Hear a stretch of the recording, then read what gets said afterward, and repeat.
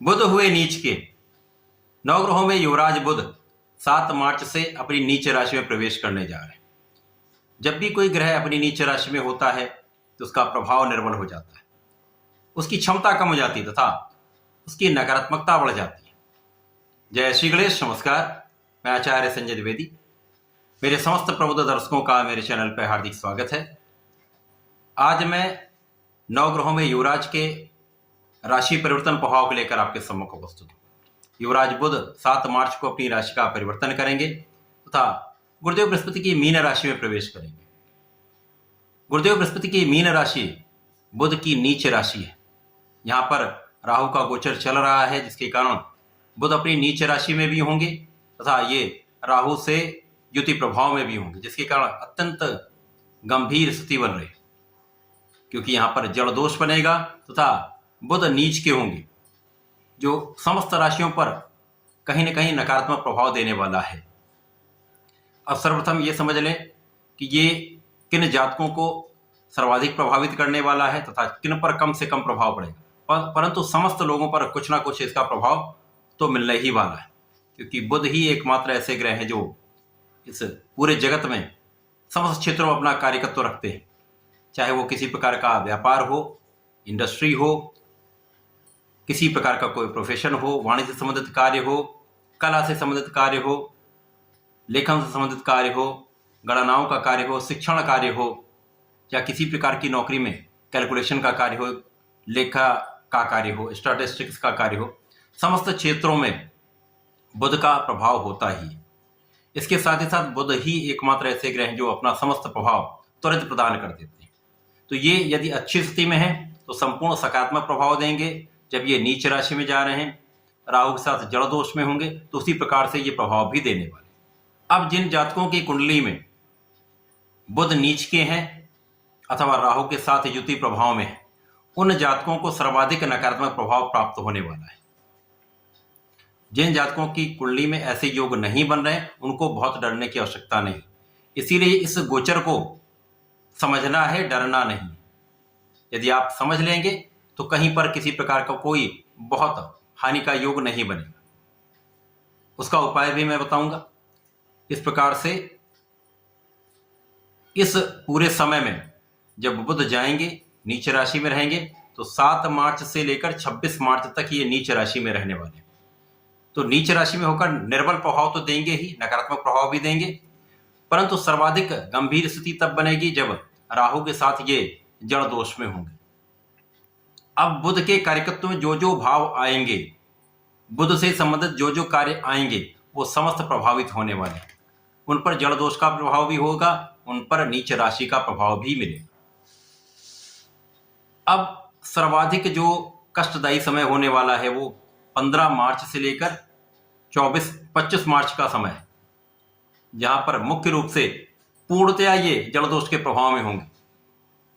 तो इस समय में बहुत सतर्क, बहुत धैर्य आपको रखना ही होगा। चाहे किसी भी राशि के जातक हो, यदि वो इस प्रकार के योग में उनकी कुंडली है तो उनको बहुत सतर्क, बहुत सावधान रहना ही होगा। आज मैं वृषभ राशि के लिए बुध के इस राशि परिवर्तन का क्या प्रभाव मिलने वाला है, किस प्रकार का ये योग बन रहा है, जहां पर बुध नीच के भी होंगे, राहु के साथ युति प्रभाव में होकर जड़ दोष में भी होंगे, ये इस पूरा समय किस प्रकार का रहने वाला है, कहां पर क्या समस्या आ सकती है, उसका क्या निराकरण है, संपूर्ण विश्लेषण मैं पूर्ण तर्क के साथ करने जा रहा हूं।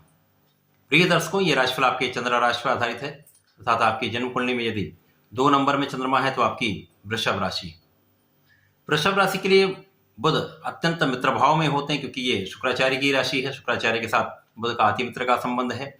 तो यहाँ पर बुध धन तथा पंचम के स्वामी, श्रेष्ठ भाव के स्वामी हैं यहाँ पर, और इनका गोचर भी लाभ भाव में होने जा रहा है। अब यहाँ पर किस प्रकार की स्थितियां बन रही हैं, जब ये धन तथा पंचम के स्वामी होकर लाभ भाव में जाएंगे, और लाभ भाव कुंडली का एकमात्र ऐसा भाव है जहां पर समस्त ग्रह एक अच्छा प्रभाव देते हैं, परंतु यहाँ पर बुध नीच के होंगे। अब जैसा कि ज्योतिषीय नियम है, जो ग्रह जिस भाव का स्वामी है, जो उसके कारक भाव हैं, उस समस्त भाव में निर्बलता आनी तय है। बुध जो कि बुद्धि के कारक हैं, वाणी के कारक हैं, इनका जो भी कार्यकत्व का भाव है वो प्रभावित होगा। तो यहाँ पर वाणी के कारण समस्या तथा आपके निर्णय के कारण समस्या, यहाँ पर आप सही समय पर सही निर्णय नहीं कर पाएंगे तो आपको लाभ भी उतना नहीं प्राप्त होगा। जहां पर आपको सही बुद्धि का प्रयोग करना होगा वहां पर आपकी बुद्धि का सही उपयोग आप नहीं कर पाएंगे। नॉर्मली ऐसा होता है कि जब बुध और राहु का प्रभाव आपस में मिलता है, युद्ध संबंध बनता है, तो बुध यदि एक अच्छी अवस्था में है, अच्छे भाव में है, निर्बल नहीं है, तो बहुत बड़ा कूटनीतिक लाभ भी मिलता है। व्यक्ति बहुत कूटनीति का ज्ञाता होता है, उसका बुद्धिबल श्रेष्ठ प्रभाव देता है। केवल कुछ समय के लिए समस्या आती है, परंतु जब यहां पर नीच के बुध हैं तो ये समस्या का कारण बन रहा है, जिसके कारण आपके लाभ की स्थिति यहां पर निर्भर हो रही। इसी प्रकार से लोगों का उतना सहयोग आपको नहीं मिल पाएगा। साथ ही साथ आपका पंचम भाव यहां पर प्रभावित हो रहा है। शिक्षा ज्ञान के भाव में निर्बलता आएगी।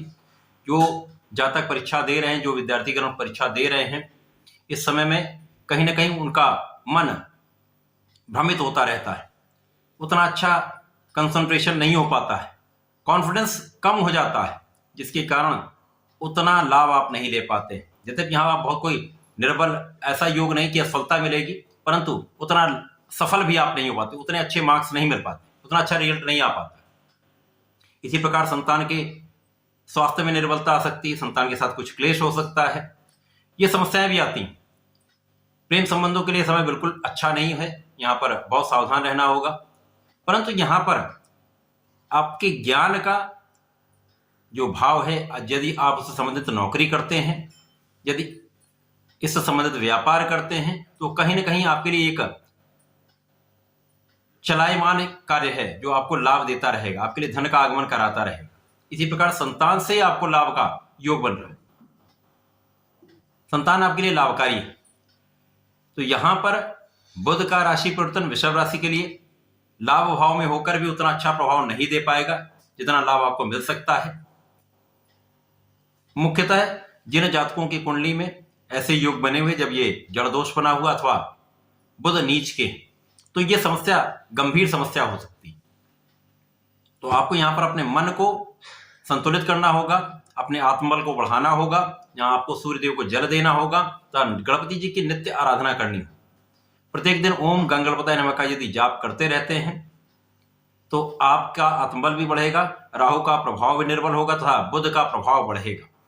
जो नीच प्रभाव की नकारात्मकता प्राप्त हो रही वो कम होने लगेगी, तो लाभ भी आपको प्राप्त होने लगेगा।